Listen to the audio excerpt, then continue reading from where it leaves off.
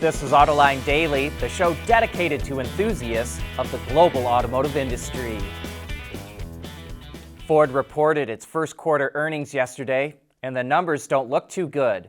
It sold 966,000 vehicles worldwide, down 9% from a year ago.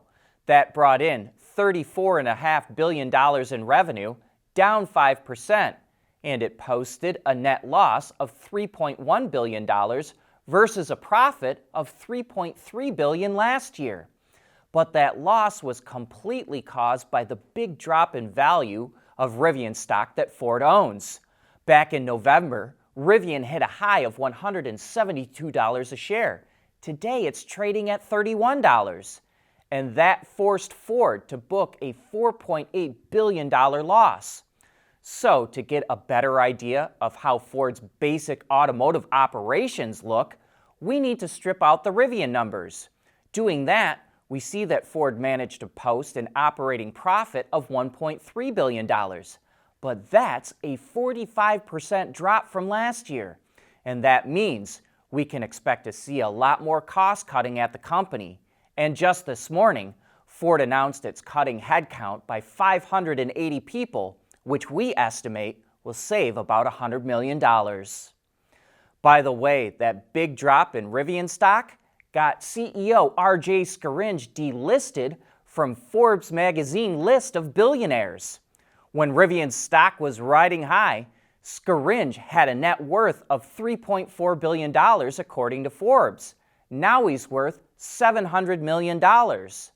Another automotive-related delisting billionaire was Didi's founder, Chang Wei. He went from $1.2 billion to $300 million. In fact, 45% of all the billionaires who were delisted come from China. As we've reported before, it takes the National Highway Traffic Safety Administration forever to get anything done. It typically takes NHTSA 7 years to write a new safety rule.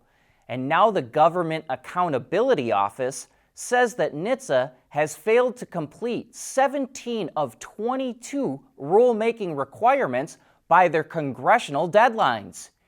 But you can't completely blame NHTSA. Every time a new administration comes in, it sets new priorities for NHTSA. The issues it deals with are technically and legally complex, and Congress hasn't given the agency enough resources. Even so, several members of the House of Representatives are fed up with the slow progress and are calling on NHTSA to complete the safety directives. And if this goads the agency into action, we'll let you know. At Schaeffler, we pioneer motion. Electrifying mobility, manufacturing smarter, reducing CO2 emissions, making energy production clean. Schaeffler pioneers motion to advance how the world moves.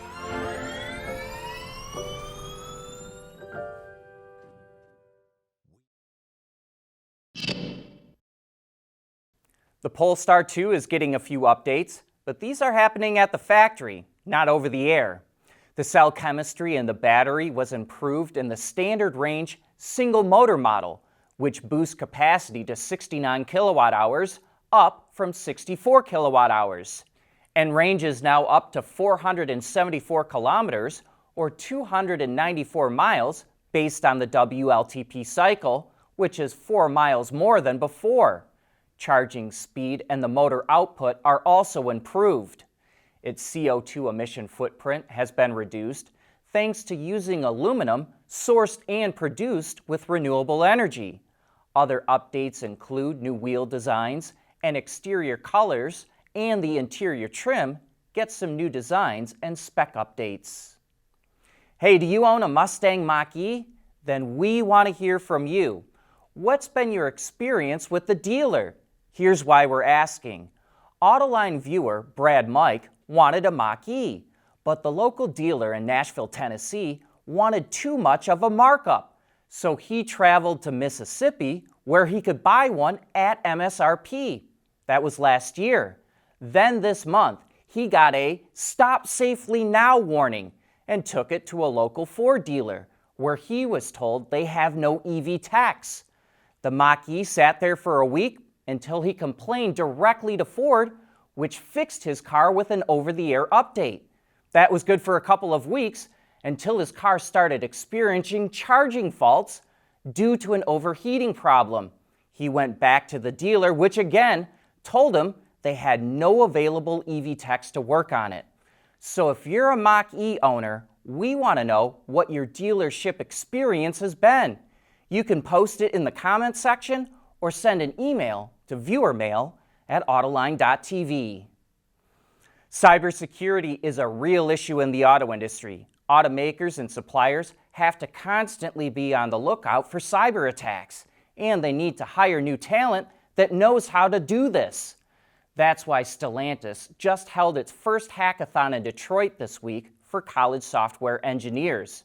Using a cloud-based software development kit, Stellantis asked students to create apps that gamify driving to encourage safer and more fuel-efficient driving.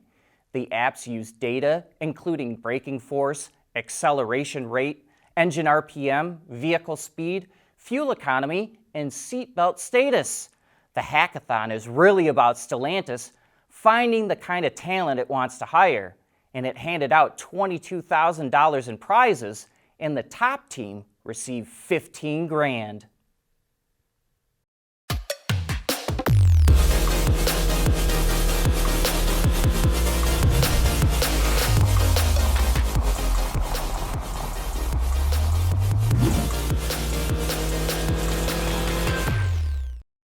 We want to know what drives your testing. OTA, connected car, diagnostics, remote testing. Intrepid Control Systems is here to help you work from anywhere. Intrepid Control Systems, driven by your data.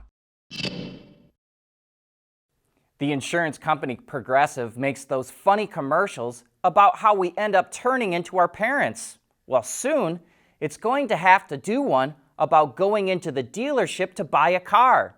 It did a survey of 501 car buyers to see what they prefer, buying a car at a dealership or buying it online. Half of the buyers it surveyed did the entire process online. The other half did it face-to-face at the dealer. And less than 30% of the buyers that went into the dealer were under the age of 40. And the vast majority of them, 78%, were highly satisfied with online buying. 58% of the people who went to a dealer were highly satisfied. And the same was true of the trade-in and financing process. Buyers prefer the online experience over going to a dealer. Volkswagen wants to expand its manufacturing footprint in the U.S. Currently, it only has a plant in Chattanooga, Tennessee, which makes the Atlas, and recently started pre-production of the ID.4. But according to reports, it's considering either expanding the current plant or building a new one next door so it can produce the ID. Buzz van and a new electric pickup. And remember, it would avoid a 25% import tariff by making the truck in the U.S. But that extra capacity could increase its manufacturing footprint to 600,000 units a year in the U.S., and it's also considering building a battery cell manufacturing plant in the U.S. As you probably know, VW's current EVs are coming off of its MEB platform, which gives it the ability to produce a number of different body styles from one plant. But the van and truck could be very closely related, judging by this rendering shown by the VW Group's head of design, who asks, quote, "Shall we bring it to the next level?" He also showed off a sketch of what definitely looks like an up, but with some ID flair thrown in. Let us know what you think of both models. You can get some information on an electric vehicle's battery through the OBD2 port, but the supplier Mahle has developed a way to get an even more detailed report on the health of the battery. It's a tool that plugs right into the charging port and takes about 10 minutes to download the battery's data, which then gets uploaded to the cloud for analysis. Mahle says these diagnostics can prevent 2 million tons of batteries from being discarded prematurely by extending their useful life by 5 years for a savings of 50 billion euros. Mahle also says this tool helps independent repair shops future-proof themselves beyond working only on vehicles with internal combustion engines. It should have had it from the jump, but the Toyota Supra is finally getting a manual transmission. For the 2023 model year, it will gain the option of 3 pedals that give the driver the ability to shift through all 6 gears. But for now, this is only for 6-cylinder versions. Other updates include retuned suspension and braking systems, and it will be available at dealers later this year. But even though the take rate on manual transmissions is very low, generally in the 3% range, the people who want them are passionate enthusiasts who can be very loyal to a brand, and in their eyes, a car company that offers a manual gets instant street cred. Speaking of hardcore car enthusiasts, that's the topic on Autoline After Hours today. Or instead of topic, maybe I should say that's the debate. Will the enthusiasts really go for electric cars? Mike Musto from Hemmings and Henry Payne, the car critic from the Detroit News, will be on board. So join John and Gary for what could turn into a really good argument. But that's all we've got for today. Thanks for joining us.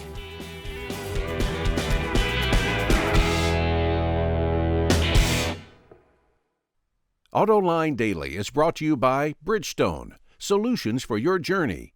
Intrepid Control Systems, over-the-air engineering, boost your game.